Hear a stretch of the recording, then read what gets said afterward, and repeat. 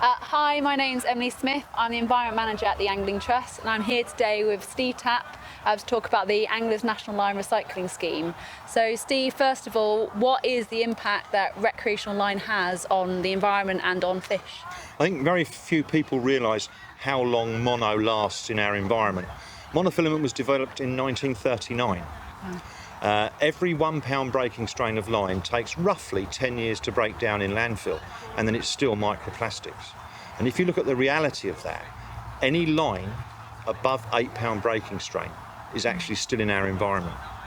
Now, before the line recycling scheme, that would have gone straight to landfill, where it presents a major risk to wildlife, entanglement of birds, small animals, and not only that, ultimately we've got microplastics coming back to us in our own environment.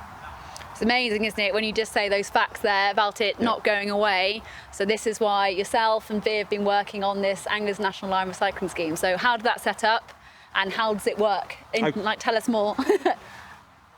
It's about recognising how much is involved, and so I worked out that if there were 1.2 million anglers in the UK, which is a fairly accepted figure, and that they only use or change 200 metres of line per year, that's a staggering 224,000 kilometres of fishing line. Yeah. If you think about fishing line, it's high quality nylon, and we throw it away, and it causes problems in the environment and to wildlife. If you estimate the weight of 224,000 kilometres of fishing line, it's about 100 metric tonnes. Wow. Okay, it has to be recycled. So Viv and I came up with the ANLRS National Line Recycling Scheme. We work with a guy called Steve Tapp, who runs Reworked.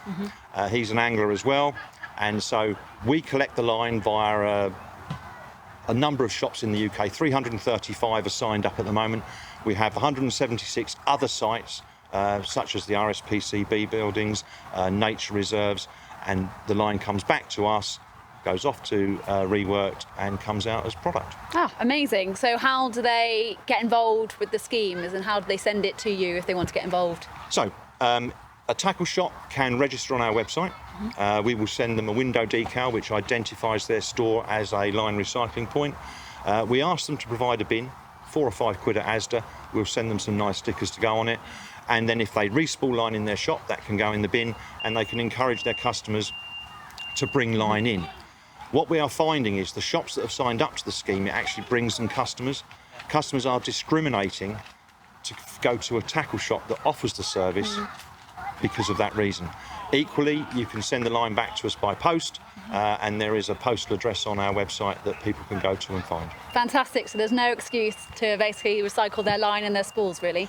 Absolutely no excuse. I'm glad you mentioned the spools because they can go in the bins as well, and yes, we recycle those as well. Fantastic. And then finally, as in we've been talking about ourselves, we have the Anglers Against Litter campaign. We have our Take 5 initiative where we're encouraging anglers to go out and just spend 5 minutes when they're out just removing litter from the environment, or just take 5 items with them. And I think your scheme that you have is just another example of something that anglers should be doing, part of our everyday activity. And I think it really showcases the partnership that we have, all the anglers working together on this issue. Yes, it was superb to link up with the Angling Trust, what with Take 5, Anglers Against Litter, and Fishing Line Recycling. They're just ideal partners. So yes, great to be working together, and I know that we have plans that we'll let people know in the future of how we intend to develop it. Yeah, exactly. Watch this space. Thank you.